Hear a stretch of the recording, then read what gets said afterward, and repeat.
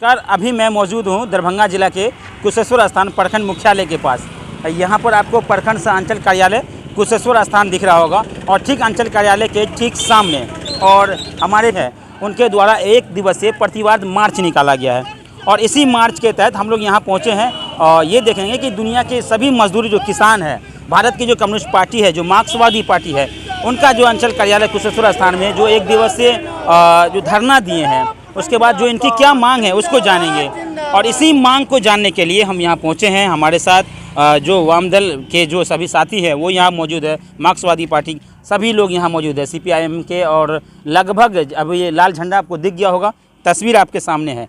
सबसे पहले शुरुआत करेंगे कि आज जो आप लोगों ने 1 दिवसीय यहाँ पर आंदोलन किया है, फिर प्रतिवाद मार्च निकाला है, क्या कुछ मांग है, क्या कुछ मांग को लेकर निकाला? सबसे पहले हमारा मांग है जो अभी जो किसानों के साथ इस प्रखंड में अत्याचार हो रहा है, दाखिल खारिज में अत्याचार, फॉर्मार्जिंग में अत्याचार किसानों के साथ, उसके बाद में अभी जो महंगाई है, भ्रष्टाचार है, इस सारे सवालों को लेकर गरीबों का जो सवाल है 5 डिसमिल ज़मीन जो बिहार सरकार ने वादा किया था अभी तक गरीबों को नहीं मिला है। जो गरीब बसे हुए हैं उसका बासगीत का पर्चा नहीं मिला है। बहुत सारे लोगों को भूदान का ज़मीन मिला हुआ है जो अभी तक कब्जा नहीं हुआ है। इन सारे सवालों को लेकर आज हम इस अंचल कार्यालय को घेरे हुए हैं 11 बजे से। और हमारे बीच अभी हमारे राज्य सेक्रेटरी साथी ललन चौधरी हमारे बीच में है।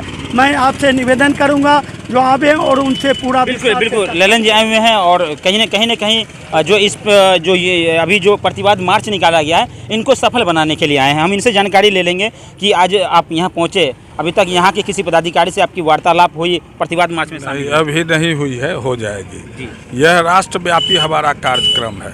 समूचा देश में हम लोगों ने महंगाई के खिलाफ, बेरोजगारी के खिलाफ और देश में जो सांप्रदायिक विभाजन की जा रही है सत्ता के द्वारा, जो हमारा इंस्टीट्यूशन है, जो संविधान हमारा है, वो सब खतरे में है। सुप्रीम कोर्ट खतरे में है, इलेक्टेड गवर्नमेंट खतरे में है।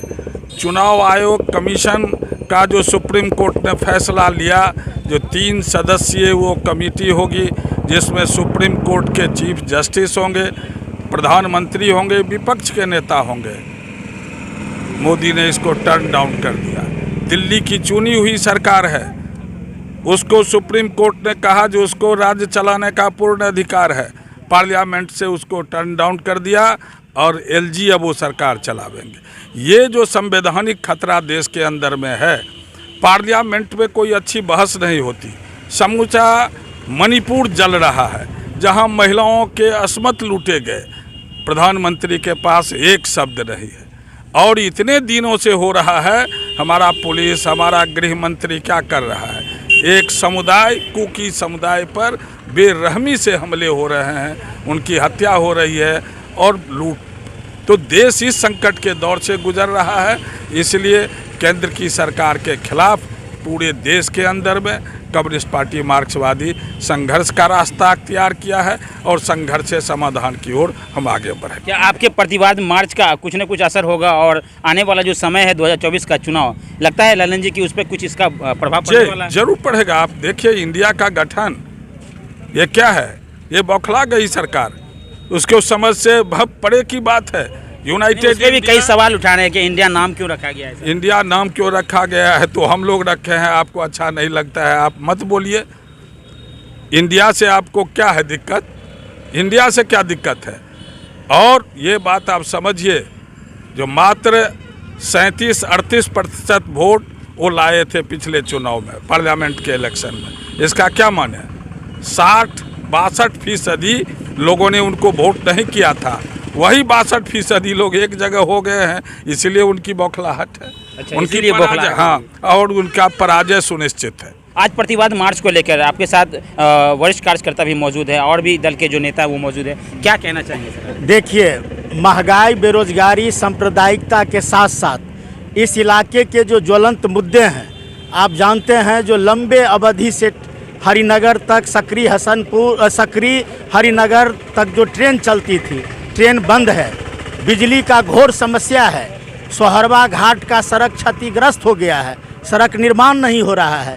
इस इलाके के आम लोगों की कठिनाई हो रही है और इस इलाके के सांसद चुप हैं। उनको चुप्पी तोड़ना पड़ेगा, क्योंकि इस इलाके के किसान मजदूरों ने, आम लोगों ने इस इलाके के विकास के लिए उनको मत दिया था, पार्लियामेंट भेजा था। लेकिन आज ये जो सांसद हैं इस इलाके के साथ घोर उपेक्षा किए हैं। इस इलाके में जो विकास का काम होना चाहिए, सड़क का काम होना चाहिए, आज भी हरिनगर से कुशेश्वर स्थान तक का सड़क, ये रेल लाइन का जो निर्माण होना चाहिए सो नहीं हुआ है। इस इलाके में मक्का आधारित जो उद्योग का स्थापना होना चाहिए ये नहीं हुआ और इस इलाके में किसान जो मेहनत करके काफ़ी पैसा खर्चा करके इस इलाके में जो मक्का की खेती करते हैं उनको सरकार का जो उचित कीमत मिलना चाहिए ये नहीं मिल रहा है। और मनरेगा योजना से 200 दिन मज़दूरों को काम मिलना चाहिए, ये काम भी नहीं हो रहा है और आज भी मज़दूरों का पलायन हो रहा है। इसीलिए आज हम लोग मांग करने आए हैं, जो ये जो स्थानीय समस्या है उस समस्या का निदान होना चाहिए। आप जानते हैं जो उत्तर बिहार में का ये DMCH है, DMCH के अस्तित्व समाप्त करने के लिए आज एम्स का निर्माण नहीं होने देना चाह रहे हैं भाजपा के लोग।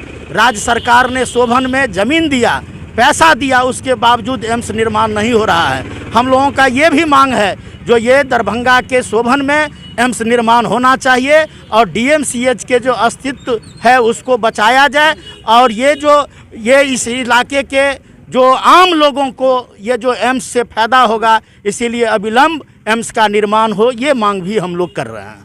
दरभंगा में ये सब लोग जानते हैं। आपकी पार्टी की मांग है कि दरभंगा में एम्स बने। भाजपा कहती है कि राज्य सरकार के शिथिलता के कारण हम वहाँ नहीं बना पा रहे, ज़मीन एक्वायर नहीं कर पा रही है।